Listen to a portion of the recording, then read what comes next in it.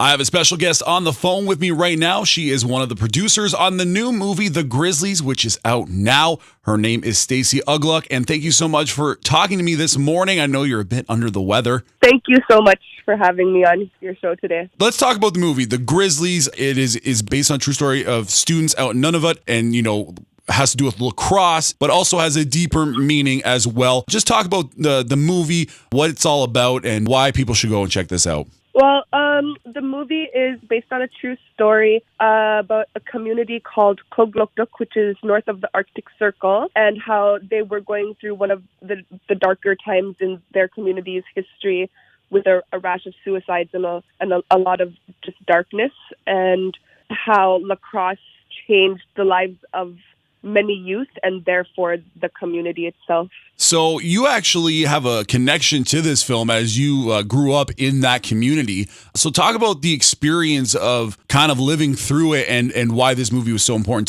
to get made. Yeah, I'm from Aglok. I've lived there, my whole life.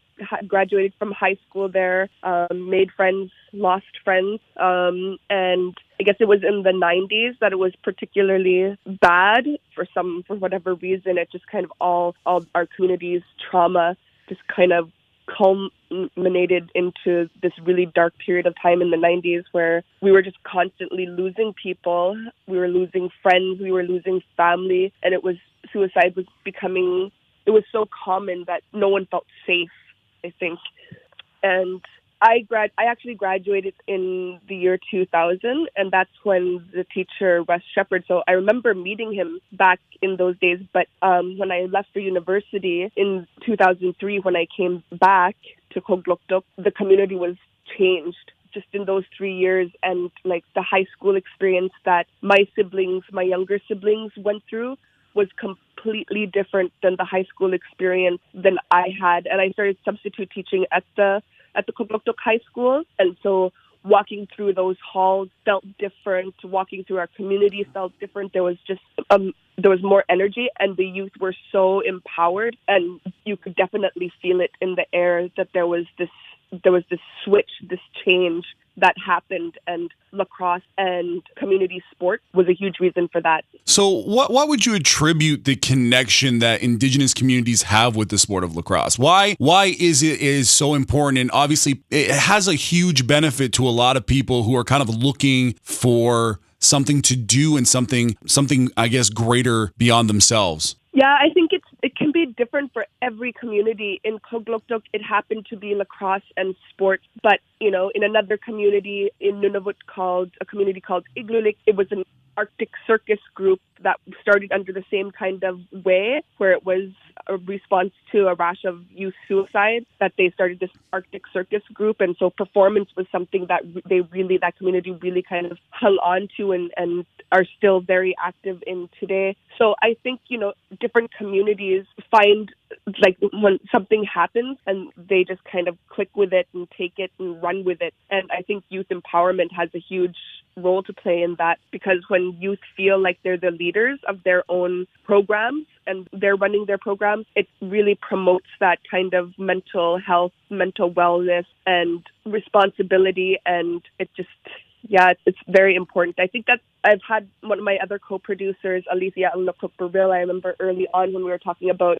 making this film, she asked me why I think the Grizzlies was so successful. Like, often people come into communities and try to do things and they don't work. So why did the Grizzlies work? And my response really was that it was so youth-led. Yes, a teacher came in and introduced lacrosse, but it was really the students that organized and kept it going. And 20 years later, the Grizzlies program is still running. All of the original Grizzlies, who you will meet in our movie, now have their own little Grizzly kids that are running around town and winning sports competitions.